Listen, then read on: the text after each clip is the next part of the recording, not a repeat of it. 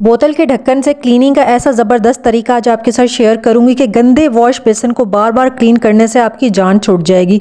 तवे को शर्ट में रखने की ये टिप देखकर आप हैरान रह जाएंगे। और अगर आपके घर में छोटी बड़ी बच्ची कुची जितनी भी कतरने हैं ना, उनसे ऐसी ज़बरदस्त चीज़ बनाकर दिखाऊंगी कि आपकी बहुत बड़ी प्रॉब्लम सॉल्व हो जाएगी। खाली बोतलों और खाली पैकेट्स के इस्तेमाल की ये टिप देखने के बाद आप इनको फेंकने से पहले 1000 बार सोचेंगे। किचन की ग्रीजी टाइल्स को क्लीन करने की ऐसी ज़बरदस्त टिप आपके साथ शेयर करूंगी कि एक वाइप में आपका किचन चमक जाएगा। आज के होम एंड किचन क्लीनिंग के ये हैक्स आपके लिए बहुत यूजफुल होने वाले हैं, तो वीडियो को आपने कंप्लीट वॉच करना है। अस्सलाम वालेकुम friends and welcome to my channel tips and tricks with Hina.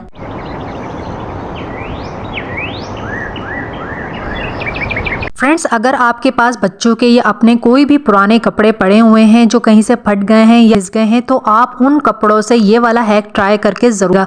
या आपने कपड़े सिए हैं, उसमें से काफ़ी सारी कटाई के दौरान कतरनें बचती हैं, तो उनको भी हरगिज़ आपने नहीं फेंकना है, उनको भी आप इस्तेमाल कर सकते हैं। जो स्टिचिंग का काम करती हैं उनके पास काफ़ी सारी कतरनें मौजूद होती हैं, यानी कतरनों को आपने वेस्ट समझकर बिल्कुल भी नहीं फेंकना है। इनसे भी आप डिफरेंट तरह से डिफरेंट काम ले सकते हैं।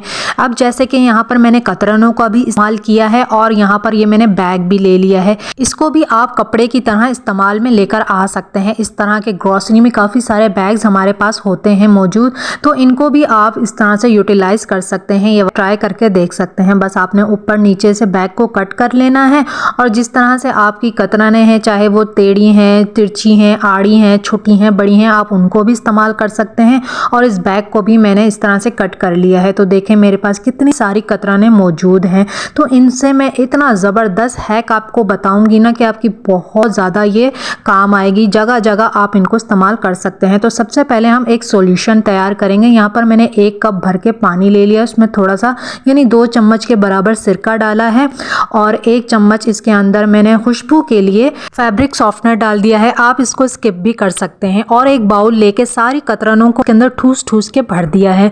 अब इस सॉल्यूशन को मैं इन कतरनों के बीच में, एंड में, ऊपर थोड़ा थोड़ा सा डाल दूंगी ताकि जितनी भी कतरनें हैं ना, ये अच्छी तरह से वेट हो जाए। तो ये ना आप इनको थोड़ी देर रख दिएगा, चाहे तो उल्टा करके रख दें ताकि सारा जो सॉल्यूशन हमने डाला है ना, वो अच्छी तरह से एक एक कतरन के अंदर हर कतरन उसके अंदर। तो ये हमारे बहुत ही ज़बरदस्त से जो वेट टिश्यू होते हैं ना, उस तरह के बनकर तैयार हो चुके हैं। आपको इनके अंदर बस हल्की सी नमी नज़र आएगी, गीलापन जैसे कि पानी इसके अंदर से नहीं निकलेगा। जैसे कि वाइप्स होते हैं ना, बिल्कुल इसी तरह से आप इनको यूज़ कर सकते हैं। आप इनको हर तरह से अपने किचन घर में यूज़ कर सकते हैं। जैसे कि अब मैं दिखा रही हूँ, ये कतरन आप देख रहे हैं ना, हर कतरन के अंदर ना थोड़ा थोड़ा सा पानी आ चुका है, सोख हो गए हैं ये अच्छी तरह से। और ना इनके अंदर से बहुत अच्छी सी खुशबू भी आ रही है और इसके अंदर सिरका हमने ऐड किया था, तो इससे बहुत अच्छी सी क्लीनिंग भी हो जाएगी। हर चीज़ से जो है ना एक शाइनिंग आ जाएगी हर चीज़ के ऊपर। इसको आप अपने किचन में यूज़ कर सकते हैं, कैबिनेट्स क्लीन करने के लिए कर सकते हैं, किचन में मौजूद जितनी भी मशीनरीज होती है ना, आप उनको क्लीन कर सकते हैं, जार्स को क्लीन कर सकते हैं, टेबल्स को क्लीन कर सकते हैं, फर्नीचर को क्लीन कर सकते हैं। यानी कि आप के लिए ना ये बहुत ज़्यादा हैंडी रहेंगे। अगर आप इस तरह से इनको बनाकर रख लेंगे ना, जगह यूज़ कर सकते हैं। बहुत ही ज़बरदस्त ये आइडिया है कतरनों को यूज़ करने का। कतरनें तो हम वैसे भी क्लीनिंग के लिए यूज़ कर लेते हैं, लेकिन अगर आप इस तरह से सॉल्यूशन बनाकर और एक बॉक्स में डालकर रखेंगे ना, तो ये आपके लिए हैंडी भी रहेंगी और ये वेट टिश्यू की तरह आप इनको यूज़ कर सकते हैं। अब ये एक है ना, एक पीस को मैं पूरे क्लीनिंग के लिए यूज़ कर सकती हूँ। तो बहुत ही ज़बरदस्त और बजट फ्रेंडली और मनी सेविंग आइडिया है। तो आप इसे ज़रूर ट्राई करके देखिएगा।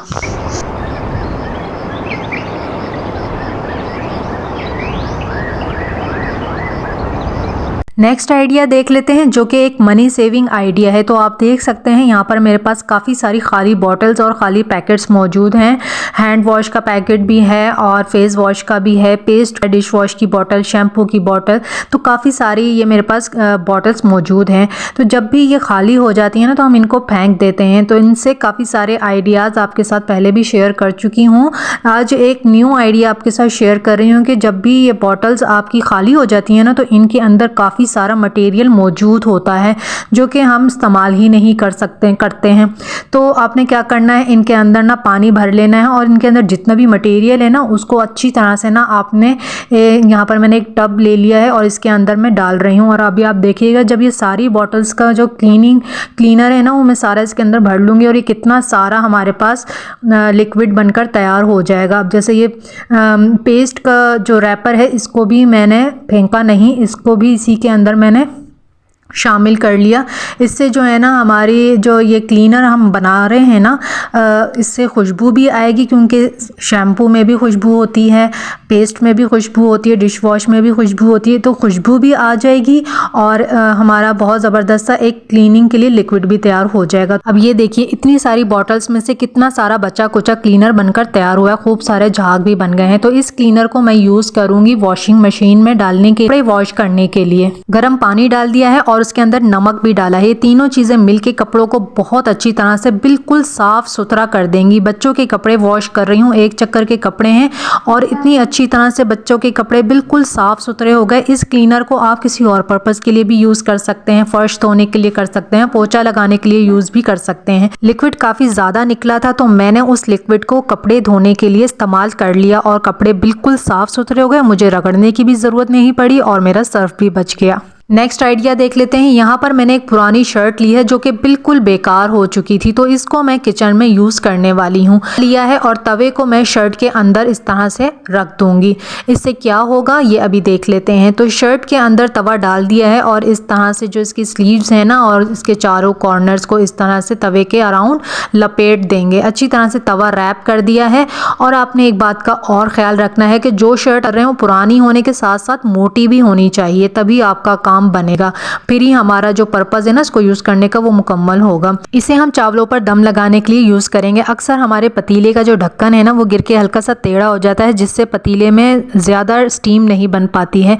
तो आप इस हैक को यूज़ कर सकते हैं। या फिर आप कच्चे गोश्त की बिरयानी बना रहे हैं जो अक्सर हम बकरा ईद पर बना रहे होते हैं, तो पतीले पर हम आटे का लेप करते हैं, तो भी आप तवे और शर्ट को इस तरह से यूज़ कर सकते हैं। इस तरह से पतीले के अंदर बहुत जल्दी और ज़्यादा स्टीम बन जाती है, जिससे हमारा काम जल्दी हो जाता है। जैसा कि सर्दी बहुत ज़्यादा बढ़ गई है तो कमरे को गर्म करने के लिए हीटर का इस्तेमाल मस्ट हो गया है। अगर आप भी मेरी तरह इस तरह का हीटर इस्तेमाल करते हैं तो ये वाला हैक आपके लिए बहुत ज़्यादा यूज़फुल रहेगा।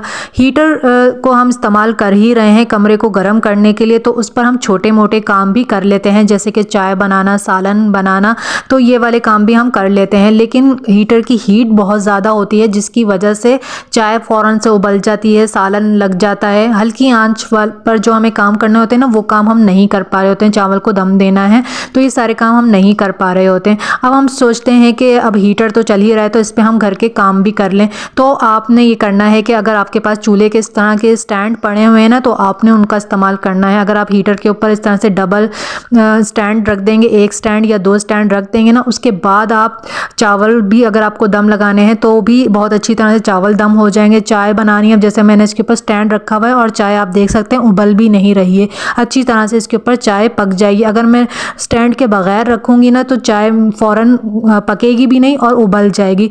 तो इस तरह से सेफली आप घर के काम कर सकते हैं हीटर के ऊपर।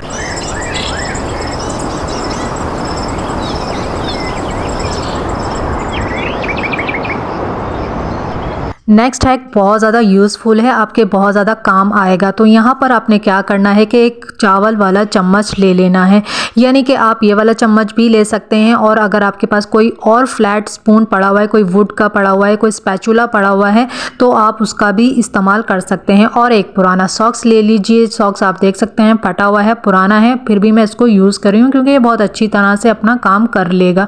तो इस तरह से आपने चम्मच के ऊपर पहना देना है और ये हमारा बहुत ज़बरदस्त एक क्लीनिंग टूल बनकर तैयार हो चुका है।